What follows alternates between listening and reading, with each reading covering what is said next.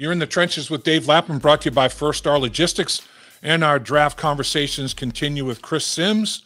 And it goes to the back end, the last line of defense, cornerbacks, safeties. I think this might be a target spot at spot number 31 for the Cincinnati Bengals, potentially. The best cornerback left on the board, or that safety that's a hybrid slot corner, not just strictly a safety, but a hybrid position guy.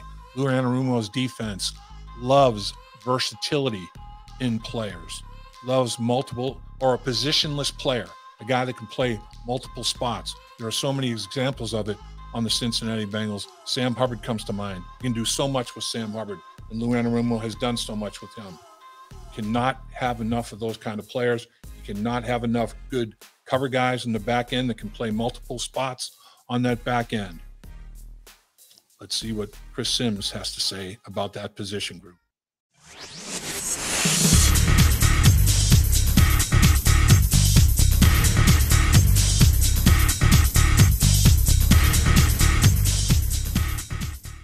All right, Chris. So finally, last but not least, and certainly a huge need for the Cincinnati Bengals on the back end at the cornerback position. I think that is a priority potentially at number 31, and you don't want to reach if there's a run on cornerbacks. You don't know what position group is going to have the run made on them, when and where that run occurs.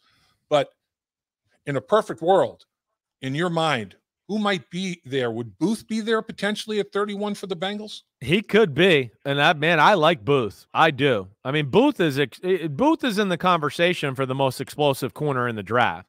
Now, some of the change of direction and hip stuff, needs a little work. But if you just talk about, put your foot in the ground and drive on the ball or drive on the receiver, he's as good as anybody in the draft in that department. Oh, there's a screen, to the running back, and he's dropping on his own. He sees it, and now he's got to come forward to make the tackle. He is got 3 rockets up his butt. He can accelerate and fly, and he brings it. So I am a huge fan of Booth. And yes, I think there's a possibility he could be there at that point.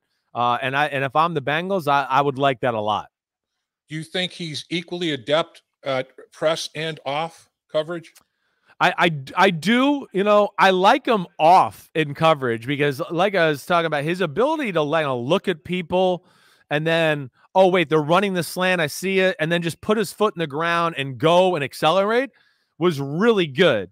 But, I think he can be a phenomenal press corner. I do. And he's got strength. He's tough. And I'm big on, top-end speed with corners, especially corners. How can you expect to stop receivers who run 4.3 if you're running slower than them and they know where they're going? So that's what I always argue. And you look at top-tier corners in the NFL, they always usually run 4.3. The guy that you say, we got to put him on an island and do that, if they don't run 4.3 or better, I'm worried about that. Booth didn't run at the combine, but the film showed 4.3 speed for sure. And that's where I do like him, and I'd be a fan of the Bengals taking him for sure. Obviously, Ahmad Sauce Gardner's long gone. He could be a top 5 pick. The kid from University of Cincinnati. What about Elam? What do you think about Elam from Florida? He's to me similar to the guy we just talked about, right? I don't like him as much as Booth. Yeah. Now he ran a 4.39 or something in that range. I did not think he played to that speed. I thought he holds a little bit at times, but he does have size and length. He can run, and if he gets his hands on you at the line of scrimmage and jams you, you're in deep crap. So that's what I do like on him. And it's a little, we've had conversations. A lot of the hard parts are, the running, the size. Oh, wait, this guy got it. A lot of these other things are coachable. So, again, if he went there in that range, I wouldn't be mad. I certainly think he's worthy of right around that area of 25 to 45. So McDuffie from Washington will probably be gone. I think so. What about his teammate Kyler Gordon? I would think he's there. I know some people have him in the first round, Kyler Gordon. I did not see a first-round talent. I would be more of the guy that would go, hey, if he was there at the end of the second, let's go with Kyler Gordon there. That, to me, and in my world, in my draft, he'd be available there. So I just don't have a great feel for where he is.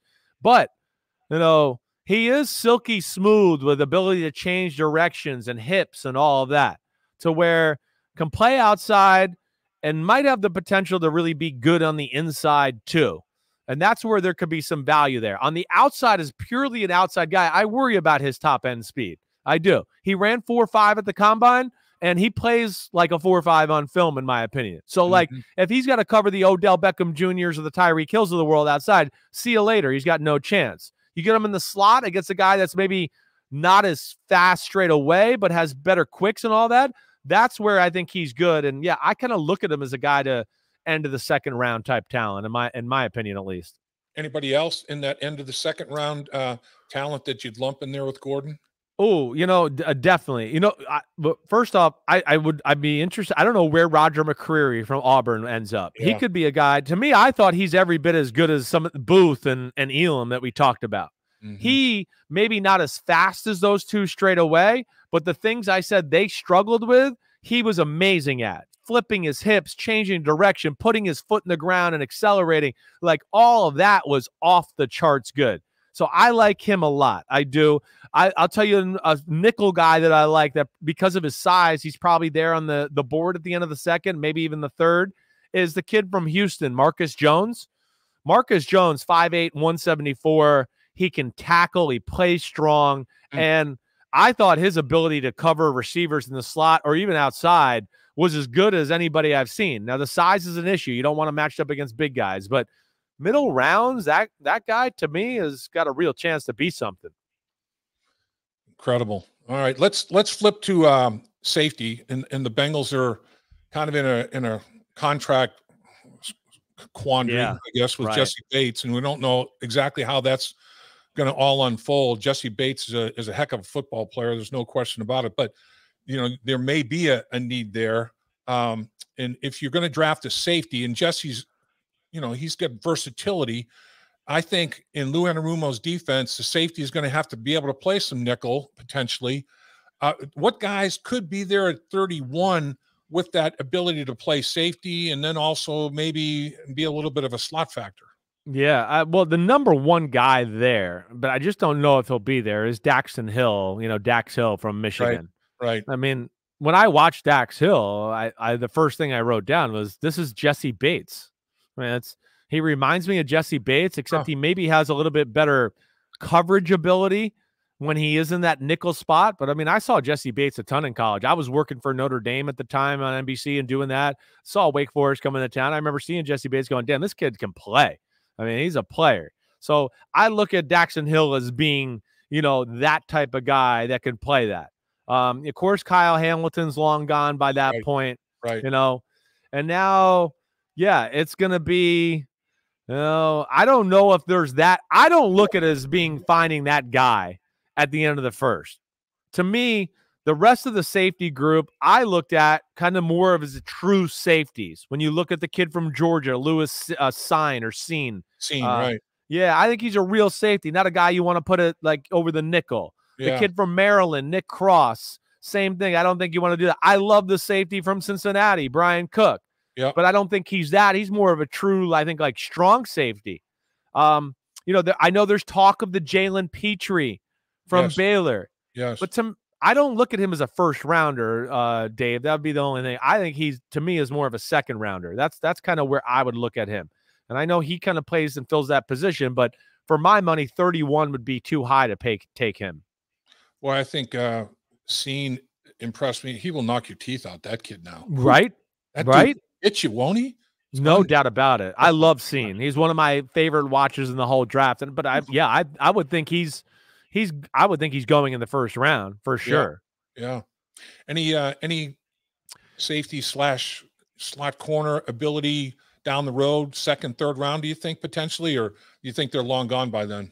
Yeah, no, I mean, we said that the kid there from Baylor, who I did like, another guy that I like is just that I love at the safety position, but I don't know if it's the slot type of thing. It's the kid from Louisiana, Percy Butler. I think he's one of the best free safety pass game, safeties in the draft that I really love. But I think that's probably where I kind of look at it as far as that guy. I'm trying to think if there's anybody else that can maybe fit that mold, in my opinion. But I think that's the ones that jump out to me, man.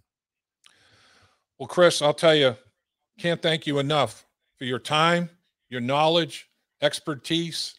Man, you've been unbelievable. And I know everybody listening and watching is in agreement. Thanks, well spent. Man. Time well spent, sir. Appreciate you very much. Anytime, man. Dave, you're the man. I always appreciate talking to you. So be good, man. Enjoy the draft. Dave Lapham here, and every day I am grateful for my experience to have played professional football.